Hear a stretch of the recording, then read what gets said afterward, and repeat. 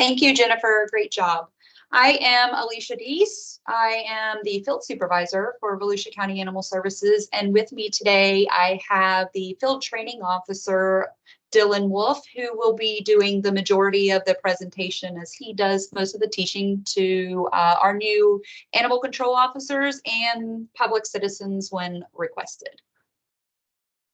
As you guys know, Dogs on the Beach starts on November 1st, 2023. Hello, some of the important information we're going to go over here about having dogs on the beach is the open hours, the regulations that are going to make this a success. So it's going to be open from sunrise to sunset. Like they said earlier, that'll be all season round. Dogs must be on a leash at all time with a maximum length of 6 feet. You must carry a proof of rabies vaccination with you. You may not have any aggressive dogs on the beach. And then sometimes poop happens. Make sure that we clean it up. And the dogs must not damage the dunes or disturb the wildlife, as we discussed earlier as well. Some things to know about heat exhaustion in dogs for our volunteers who are going to be on the beach. You guys may see some of these things. And if you do, please report them to us or your local beach safety, whoever's closest to you. Some things you may see is heavy panting, difficulty breathing, excessive thirst. Often when these signs start to become visible, it becomes too late. You may see unsteadiness and staggering. You may see lethargic behavior. You may see a bright red tongue or like mucus in the membranes. And then there are also some dogs that are at higher risk as well. Some of your longer coated dogs, some of your short nosed dogs like your pugs, things like that will be at a higher risk for this overheating. And here's an example of some of your dogs. So you have your short nosed dogs, your pugs, your Frenchies, things like that are going to be more at risk for heat exhaustion. Your long-haired dogs, your German Shepherds, Burmese Mountain Dogs, things like that, and then your seniors and puppies as well. What to do about heat exhaustion? Move to a cool, shaded area if possible. Offer fresh, cool water. You don't want it to be ice cold. You do want it to be cool. Pour cool, not cold water on the body. So you don't want ice cold water. You want cool water. Once they're cooled and you're out of that danger, take them to the nearest veterinarian as soon as possible.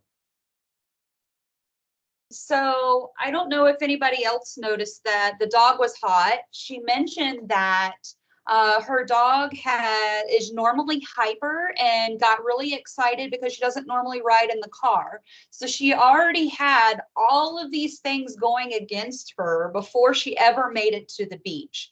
Then she gets out there with the hot sun, the hot sand, and she was batting zero at that point. That was an early sign of heat exhaustion. So you'll kind of notice with this dog, she didn't seem like she was completely out of it.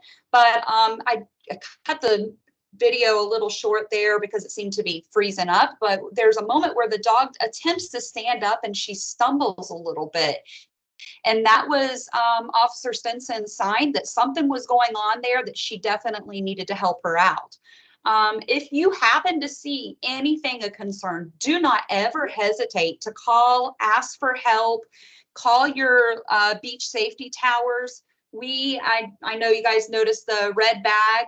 Our animal control officers have these bags present with them to be able to treat heat exhaustion. And we have created little kits to put on 10 different beach safety trucks so that they have the ability to do the same. So please make sure that you notify somebody immediately. And it's really important to remember, don't take them down to that salt water. Just try to find fresh, cool water and rinse them down. If you don't have large access of water available to you, at least cool them down at their feet, their ears, and in between their groin and underneath their armpits.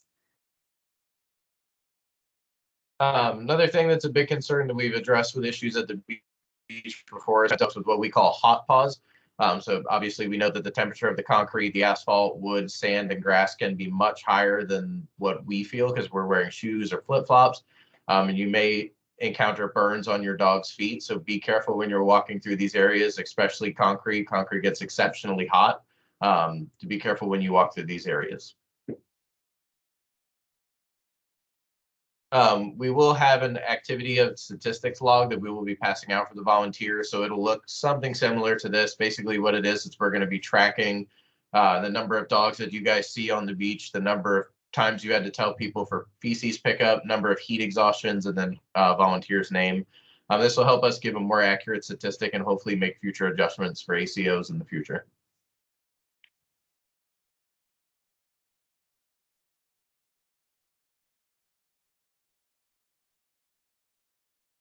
Sorry, we're getting a little bit of lag over here. Some of your local resources while you guys are out there.